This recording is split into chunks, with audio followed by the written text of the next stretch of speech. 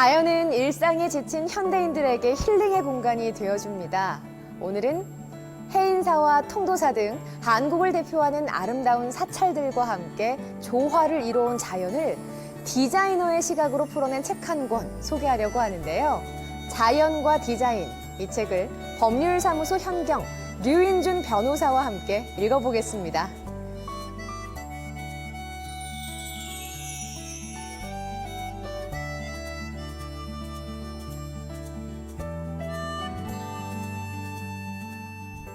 차가운 콘크리트 건물이나 아파트 아니면은 이런 빌딩 안에서 일하는 형태에 있다 보니까 저도 이 책을 읽으면서 조금 위안은 됐던 것 같습니다. 변호사 업무를 하다 보니 판결이라든지 뭐 서면이라든지 이런 글귀 자체가 너무 딱딱합니다.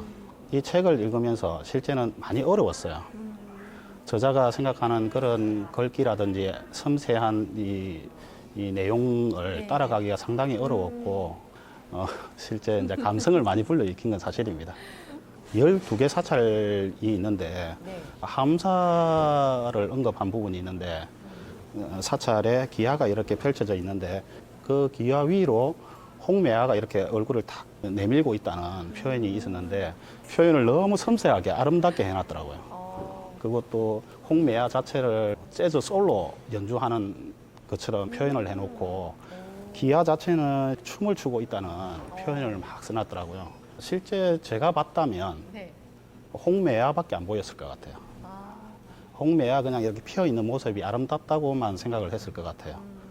저자는 이제 디자인을 전공한 전문가이다 보니까 기하가 이루어진 행태라든지 이런 부분을 억수로 건축학적으로 용어를 써가면서 설명을 하고 있더라고요. 사찰 속에 이야기라든지 예술이라든지 건축물이라든지 이런 부분도 많이 숨어 있다고 합니다.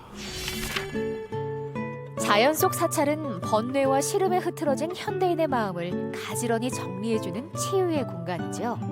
이 책은 전문적인 디자인 지식이 없어도 쉽게 페이지를 넘길 수 있는데요.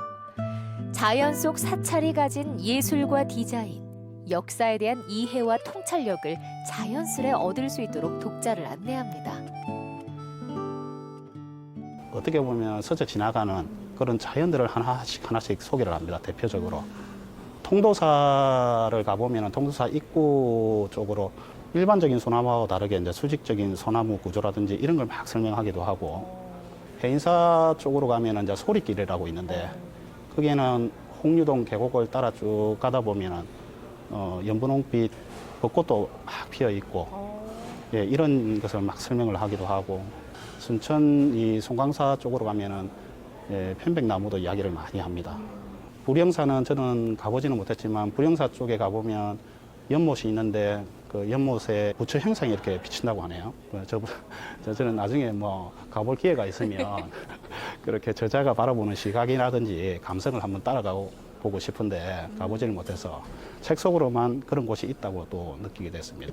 하나하나 사진을 다 찍어가지고 그에 대해서 구체적으로 설명도 하고, 그리고 현대적으로 자연과 사찰이 어떻게 어우러져 있는 이 모습에서 자연이나 그 사찰에 이 적용되는 형태를 실제 현대에 적용되는 모습으로 보이는 구체적인 예들도 언급을 막 하고, 그 구체적인 대표적인 작가라든지 이런 것도 막 설명을 하고 있더라고요.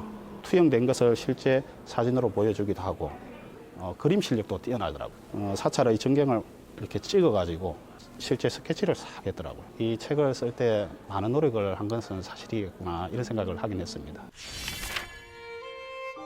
통도사의 담장 및 그늘, 해인사의 눈 덮인 소나무 숲, 부석사를 노랗게 물들인 은행나무길 등 사찰을 방문하는 사람이 흔히 접하는 풍경의 미와 조화를 사진과 직접 그린 스케치를 활용해 에세이 형식으로 담았습니다.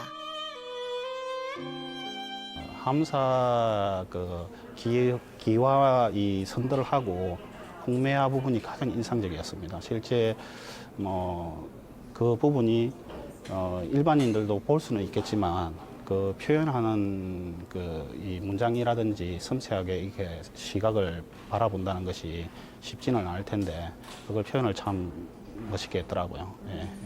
과거에는 우리가 자연과 같이 살다가 자연 자체를 무시하거나 배제하는 인공 건축물을 막 지어요. 오늘날 같은 경우에는 아파트라든지 빌딩이 농촌까지 이렇게 들어와 있습니다. 사찰이 이제 그런 애스러운 향수를 느낄 수 있는 그런 것을 메꿔주는 것은 아닌가 이런 생각이 들어서 사찰을 쓴 것은 아닌가 생각이 들고요. 예, 어떻게 보면은 자연 속의 사찰이라는 것이 화려하거나 웅장하지는 않아요. 근데 마음은 진짜 편하게 해주는 것 같아요. 마음의 안정이라든지 마음을 풀어주는 것이기 때문에 자연 속의 사찰을 우리가 좋아하는 것은 아닐까 싶기도 하고 이 책을 통해서라도 저자가 바라보는 시각이나 감성을 따라가지고 이 책에 다른 시각으로 보고 있는 사찰에 대해서 꼭 한번 느껴보라고 이야기하고 싶습니다.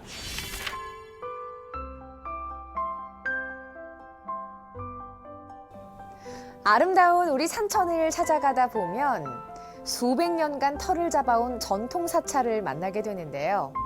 천년의 힐링 자연과 디자인. 이 책은 사찰을 바라보는 또 다른 시각을 선물합니다. 행복한 책 읽기 이하윤입니다.